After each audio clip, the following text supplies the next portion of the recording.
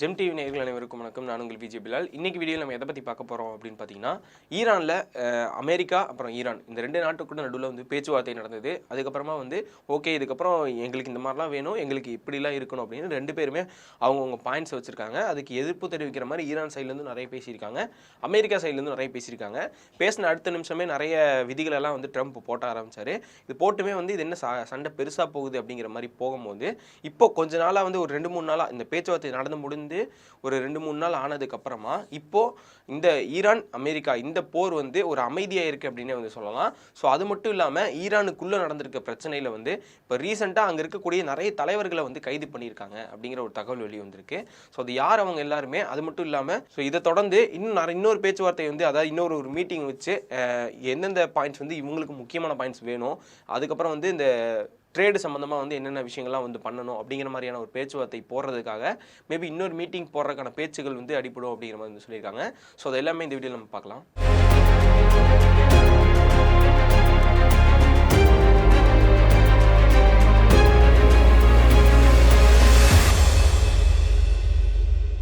ஈரானில் நிறைய பிரச்சனைகள் நடந்துட்டு இருக்கு. அங்கே ப்ரொட்டஸ்ட் நடக்குது. இங்கே வந்து நிறைய வந்து மக்கள் வந்து அரசுக்கு எதிராக வந்து போராட்டம் நடத்துகிறாங்க.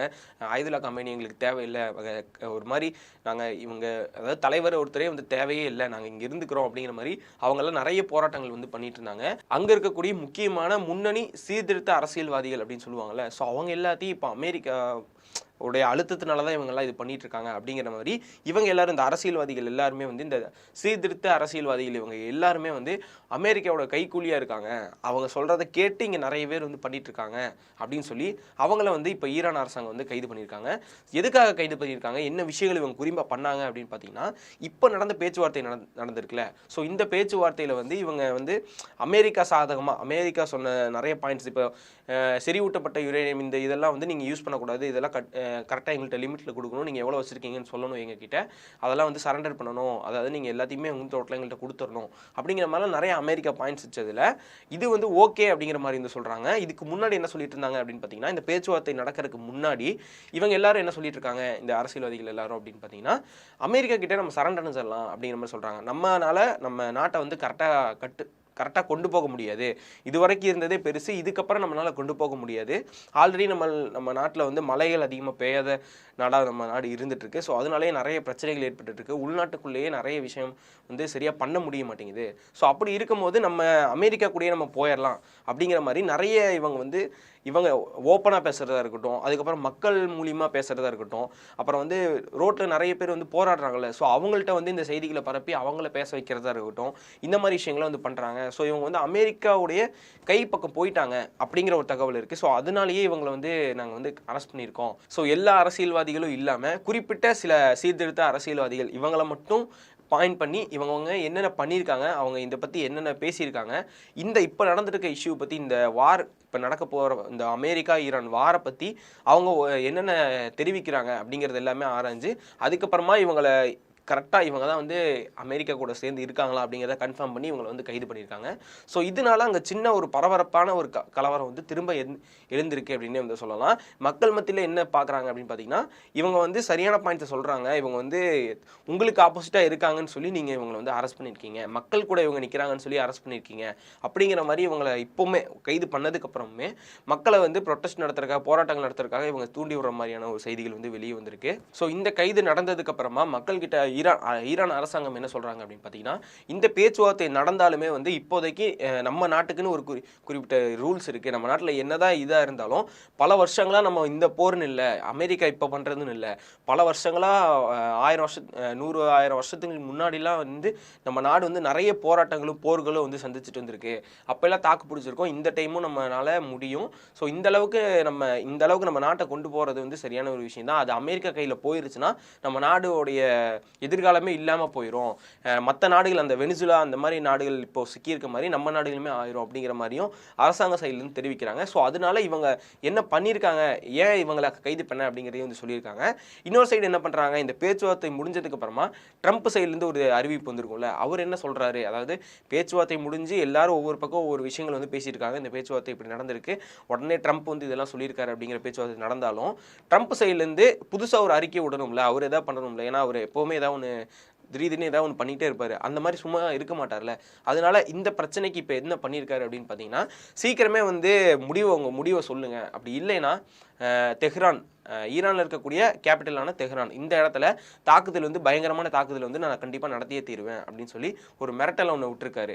அதாவது நார்மலாக இப்போ வரையும் வந்து கப்பலை கொஞ்சம் கொஞ்சமாக நகர்த்துறது, அதாவது நின்றுருக்க இடத்துலேருந்து ஈரானை நோக்கி கொஞ்சம் கொஞ்சமாக முன்னாடி கொண்டு போகிறதா இருக்கட்டும், அதுக்கப்புறம் மேலே வந்து ஃப்ளைட்டை வந்து பறக்க விடுறதா இருக்கட்டும், இராணுவ இடங்கள்லாம் வந்து அங்கங்கே அவர் இருக்கக்கூடிய இராணுவ பேஸ்லாம் இருக்கும்ல மற்ற நாடுகளில், ஈரானை சுற்றி இருக்கக்கூடிய நாடுகளில் அங்கெல்லாம் வந்து இராணுவத்தை இறக்குறது, இந்த மாதிரி விஷயங்கள்லாம் பண்ணி ஈரானை வந்து ஈரான் மட்டும் இல்லாமல் மற்ற நாடுகளையுமே வந்து ஒரு மாதிரி பயத்திலே வச்சுட்டு இருந்தார். ஏன்னா ஈரானில் சண்டை போடக்கூடாதுன்னு நிறைய நாடுகள் வந்து அமைதியாக இருக்க சொல்லிட்டு இருக்காங்களே. ஸோ அவங்களையுமே பதட்டப்பட வைக்கிற மாதிரியான விஷயங்களை நிறைய பண்ணிட்டு இருந்தாரு. இந்த மாதிரி அப்பப்போ சின்ன சின்ன மிரட்டல்களை மட்டும் முன்னாடி ஒவ்வொன்றா எடுத்து வைக்கிறாரு அப்படிங்கிறது வந்து தெரிய வருது. இப்போ இந்த மாதிரி சீக்கிரமாக பேச்சுவார்த்தை நடத்தி முடிங்க, ஒரு நல்ல ஒப்பந்தத்துக்கு வந்து நீங்கள் முன்னாடி வாங்க, அதுக்கப்புறமா வந்து நான் என்ன பண்ணலாம் அப்படிங்கிறத நான் சொல்கிறேன், உங்களுக்கு கொஞ்ச நாள் தான் டைம் கொடுப்பேன் அப்படிங்கிற மாதிரி ஒரு சின்ன ஒரு மிரட்டல் மாதிரி வந்து விட்டுருக்காரு.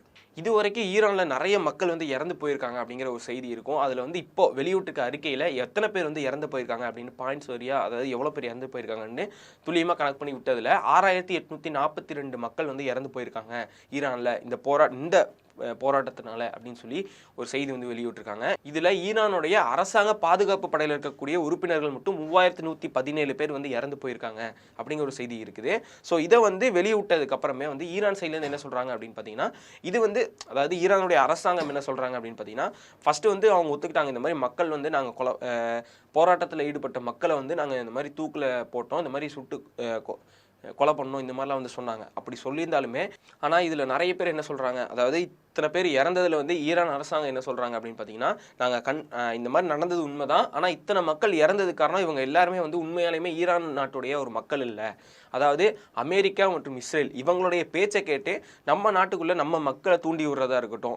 ஏதாவது இப்போ சொன்னால இப்போ இந்த அரசியல்வாதிகள் நிறைய பேரை வந்து கைது பண்ணியிருந்தாங்கல்ல ஈரானில் இருக்கக்கூடியவங்களை, அரசு வேலையில் அரசாங்கத்தோடைய சேர்ந்தவங்களையே. ஸோ அவங்களுக்கு கீழே அவங்க மக்களை வந்து தூண்டி விடுறது, நிறைய இடங்களில் போய் நம்ம போராட்டங்கள் வந்து நீங்கள் இந்த மாதிரி பண்ணுங்கள், அமெரிக்கா கிட்ட போயிருச்சுன்னா நம்ம நாடு வந்து வளர்றதுக்கான வாய்ப்புகள் இருக்குது, அமெரிக்காவுடைய நட்பு நாடுகள்லாம் பார்த்தீங்களா எந்த அளவுக்கு வளர்ந்துருக்காங்க அப்படிங்கிற மாதிரி நிறைய விஷயங்களை சொல்லி, இப்போது அமெரிக்காவுடைய நாடுகள் எக்ஸாம்பிளுக்கு நிறைய கனடா இந்த மாதிரி நாடுகள்லாம் சொல்லி அவங்கள வந்து பிரெயின் வாஷ் பண்ணுற மாதிரிலாம் பண்ணி இந்த மாதிரி போராட்டங்கள் நீங்கள் பண்ணுங்க அப்படிங்கிற மாதிரி தனியாக யாரும் இல்லாத இடத்துல ஒரு சந்திப்பை ஏற்படுத்தி, அதாவது ஒரு போராட்டம் ஒரு இடத்துல நடக்குதுன்னா, ஒரு ஏரியாவில் நடக்குது அப்படின்னா, இப்போ தெஹ்ரானில் வந்து ஒரு போராட்டம் நடக்குது, இப்போ தெஹ்ரானில் வந்து ஒரு போராட்டம் நடக்குது அப்படின்னு பார்த்தீங்கன்னா, அந்த இடத்துல மெயினான ஒரு ஆள் அப்படின்னு இருப்பாங்கள்ல, இப்போ அந்த போராட்ட தலைமை தாங்கி நடத்துறதுக்காக ஒரு மெயினான ஆள் அப்படின்னு இருப்பாங்களே, அவங்கள ரகசியமாக மீட் பண்ணி இந்த அரசியல்வாதிகள் சேர்ந்து இந்த மாதிரி வந்து பேசுங்க, அதாவது நீங்கள் போராட்டத்தில் இன்னுமே வந்து நீங்கள் இதை சம்மந்தமாலாம் பேசுனீங்கன்னா உங்களுக்கு அமெரிக்காவுடைய சப்போர்ட் வரும், அவர் என்ன தான் இது பண்ணாலும் அமெரிக்காவுடைய சப்போர்ட் நமக்கு கிடச்சிச்சுன்னா நம்ம நாடு வளர்ச்சி வந்து அதிகமாகும், அவங்க வந்து ஹெல்ப் பண்ணுறதுக்கான வாய்ப்புகள் இருக்குது. நட்பு நாடுகள்லாம் பார்த்தீங்களா, அமெரிக்காவுடைய நட்பு நாடு எல்லாமே வந்து வளர்ச்சி அடைஞ்சதாக இருக்காங்க, நம்ம நாட்டை விட நிறையவே வளர்ச்சி அடைஞ்சிருக்காங்க. நம்ம ஆப்போசிட்டா இருந்தோம்னா எத்தனை நாளைக்கு தான் நம்ம இந்த மாதிரி சண்டை போட்டே இருக்கிறது அப்படிங்கிற மாதிரி நிறைய விஷயங்களை வந்து பேசி அவங்கள ஒரு பிரெயின் வாஷ் பண்ணி மக்களை வந்து போராட்டத்தில் தூண்டுறதுனால தான் நாங்கள் வந்து அரெஸ்ட் பண்ணோம். அப்படி தூண்டப்பட்டு நிறைய பேர் வந்து ஈரானுக்காகவும் அமெரிக்காவுக்காகவும் முக்கியத்துவம் கொடுத்து அவங்க சொந்த நாட்டையும் வந்து விட்டு கொடுத்து நிறைய பேர் வந்து பேச ஆரம்பிக்கிறாங்க. ஈரானுடைய இறையாண்மைக்கு எதிராக வந்து நிறைய பேர் வந்து பேச ஆரம்பிக்கிறாங்க. அதாவது இந்த ரூல்ஸ்லாம் போட்டிருக்கு, அயதுல்லா காமேனி போட்ட ரூல்ஸ்னு இல்லை, பொதுவாகவே இதுதான் வந்து ஈரான் நாட்டில் இப்படி தான் இருப்பாங்க அப்படிங்கிற மாதிரி நிறைய ரூல்ஸாக இருக்கட்டும், இந்த மாதிரி விஷயங்களாக இருக்கட்டும், இப்படி இருக்கிறது எல்லாமே வந்து தேவையில்லை. அமெரிக்கா இஸ்ரேலுக்கு சாதகமாக பேசுகிற மாதிரியும் அவங்களுக்கு சாதகமாக இருக்கிற மாதிரியும் பண்ண நிறைய மக்களை தான் வந்து நாங்கள் வந்து இந்த மாதிரி கொலை பண்ணியிருக்கோம், தூக்கிலிட்டிருக்கோம், தண்டனை கொடுத்துருக்கோம் அப்படிங்கிற மாதிரி வந்து அரசாங்கத்திலிருந்து தெரிவிக்கிறாங்க. இப்போது இந்த பேச்சுவார்த்தை நடந்ததில்ல, ஸோ இதுக்கப்புறமா இந்த பேச்சுவார்த்தை நடந்ததுக்கப்புறமா எண்ணெயோடைய விலை வந்து கொஞ்சம் வீழ்ச்சி அடைஞ்சிருக்கு அப்படிங்கிற ஒரு தகவல் வந்து வெளியே வந்திருக்கு. அதாவது இதுக்கு முன்னாடியே எந்த தாக்குதலும் பண்ணிட்டீங்கன்னா ஆயில் விலை எல்லாமே வந்து குறைஞ்சிரும், அதாவது ரொம்ப வீழ்ச்சிக்கு போயிடும், அதில் ஏதாவது ஒரு பிரச்சனை ஏற்பட்டுரும் அப்படின்னு சொல்லி மற்ற அரபு கண்ட்ரிஸாக இருக்கட்டும், எண்ணெய் வளங்கள் இருக்கக்கூடிய பெரிய பெரிய நாடுகள் எல்லாமே வந்து பயப்பட்டாங்க. அமெரிக்கா கிட்ட போய் கேட்டுக்கிட்டாங்க, இந்த மாதிரி போகிறது இப்போ நடக்க வேணாம் அப்படிங்கிற பேச்சுவார்த்தைனால தான் இப்போ வரை எந்த ஒரு தாக்குதலும் பண்ணாமல் இருக்காங்க அப்படிங்கிறது அது ஒரு முக்கியம். நிறைய பாயிண்ட்ஸ் இருந்தாலும் முக்கியமான பாயிண்ட் அப்படின்னே வந்து சொல்லலாம். ஸோ அப்படி இருக்கும் போது இந்த பேச்சுவார்த்தை நடந்ததுக்கு அப்புறமா கொஞ்சம் அமைதியாக தான் இந்த போர் வந்து பெரிய அளவில் போகாமல் ஒரு அளவுக்கு போயிட்டுருக்கு. ஸோ அப்படி இருக்கும்போது இந்த எண்ணெயோடைய விலை வந்து மற்ற இது கம்மியாயிருச்சு, இதுக்கப்புறம் போர் எதுவும் நடக்காது அப்படிங்கிறனால ஒரு பயத்திலேயே இந்த போர் வந்து நடக்குமா நடக்காதா அப்படிங்கிற மாதிரி போயிட்டு இருக்கும்போது இப்போ கொஞ்சம் அமைதியானனால எண்ணெயுடைய விலை வந்து வீழ்ச்சி அடைஞ்சிருக்கு. அதாவது ஈரானில் இருக்கக்கூடிய எண்ணெயுடைய விலை வந்து வீழ்ச்சி அடைஞ்சிருக்கு. ஆல்ரெடி ஈரானில் இருக்கக்கூடிய கரன்சியாக இருக்கட்டும் நிறைய மதிப்பு கீழே வந்துருச்சு. அங்கே இருக்கக்கூடிய பொருள்களுடைய விலைவாசி எல்லாம் அதிகமாக ஏறிடுச்சு. அங்கே இருக்கக்கூடிய மக்கள் நிறைய பேர் வந்து சில்லறை வியாபாரிகளாக இருப்பாங்க, நிறைய கடைகள் வச்சுருப்பாங்க. பெரிய பெரிய வியாபாரிகளாக இருக்கிறவங்க கூட வந்து கடையை எடுத்துட்டு கடையை காலி பண்ணுற மாதிரியான நிலைமைக்குலாம் வந்து போயிடுச்சு. ஸோ அதனாலேயே வந்து ஈரானில் வந்து இந்த ஒரு பிரச்சனை வந்து அதிகமாக போயிட்டுருக்கு. எல்லாத்துடைய வீழ்ச்சியும் வந்து அதிகமாக போகிற நிலையில இந்த எண்ணெயோடைய வீழ்ச்சி வந்து கொஞ்சம் இதாக போக ஆரம்பிச்சிருச்சு அப்படிங்கிற மாதிரி வந்து சொல்கிறாங்க. இதுக்கு இடையில இப்போ இந்த வீழ்ச்சி அடைஞ்சு இந்த இவ்வளோ பிரச்சனை போனதுக்கப்புறமா இதுக்கு முன்னாடி சைனா வந்து ஈரான் கூட ஒரு பொருளாதார ரீதியாக, அதாவது ஒரு ட்ரேடு சம்மந்தமாக வியாபார ரீதியாக வந்து ஒரு ஒப்பந்தம் ஒன்று போட்டு அவங்க 2 பேரும் வந்து வியாபாரம் பண்ணுற மாதிரியான ஒரு பேச்சுவார்த்தை ஒன்று வந்து நடந்திருக்கு. ஸோ அது வந்து எப்போ நடந்திருக்கு அப்படின்னு பார்த்தீங்கன்னா அமெரிக்கா இஸ்ரேல் இந்த மாதிரி இந்த பிரச்சனை நடக்க, இப்போ ஈரான் அமெரிக்கா இந்த பிரச்சனை நடக்கிறதுக்கு முன்னாடி வந்து கொஞ்ச நாளைக்கு அந்த நடக்கிறதுக்கு முன்னாடிக்கு ரொம்ப நாள், அதாவது ஒரு போன வருஷம் அப்படின்னே வந்து சொல்லலாம். அந்த டைமில் வந்து போடப்படுறதா வந்து ஒரு பேச்சுவார்த்தை அடிபட்டிருக்கு. ஸோ அப்படி போட்ட பேச்சுவார்த்தை வந்து இப்போ இந்த பிரச்சனை போயிட்டு இருக்கனால ஆல்ரெடி வந்து கரன்சியோட ரேட் எல்லாமே வந்து கம்மியானனால இப்போ அந்த ஒப்பந்தம் வந்து கேன்சல் செய்யப்பட்டிருக்கு அப்படிங்கிற ஒரு தகவல் வந்து வெளியே வந்திருக்கு. ஏன்னா சைனா வந்து ஈரான் மட்டும் இல்லை, மற்ற நிறைய நாடுகள்கிட்ட வந்து அவங்க வந்து ட்ரேட் பிஸ்னஸ் பண்ணிட்டு இருக்காங்க. ஈரானில் ஓகே, அங்கே ஈரானில் அவங்க பிஸ்னஸ் வச்சுக்கிட்டாங்கன்னா இன்னும் எக்ஸ்ட்ரா அவங்களுக்கு ஒரு இதாக இருக்குமே தவிர இதில் வந்து ஒரு மைனஸ் ஆகும். இப்போ ஈரான் இல்லாமல் போயிட்டா ஒரு மிகப்பெரிய நமக்கு அடி விழுகும் அப்படிங்கிற மாதிரிலாம் ஒன்றும் சைனாட்ட இருக்காது. ஆனால் இருந்தாலும் ஒரு நட்பு ஒன்று சின்னதாக வளர ஆரம்பிச்சிருக்கும் அப்படின்னே வந்து சொல்லலாம். அப்படி அது வந்து இப்போ மிஸ் ஆயிருக்கு அப்படின்னு வந்து சொல்லலாம். இப்போது இந்த சைனாவுடைய ட்ரேடு இந்த விஷயம் வந்து இப்போ நிறுத்தப்பட்டிருக்கு. மேபி இந்த போர் முடிஞ்சதுக்கு அப்புறமா இந்த ஒப்பந்த சம்பந்தமான பேச்சுவார்த்தைகள் மேலும் நடத்தப்படலாம் அப்படிங்கிற மாதிரியான ஒரு செய்தியும் வெளியே வந்திருக்கு. ஸோ இந்த விஷயத்தை பற்றி உங்களுடைய ஒப்பீனியன் என்ன அப்படிங்கிறத கீழே வந்து கமெண்ட்ஸை சொல்லிட்டு போங்க.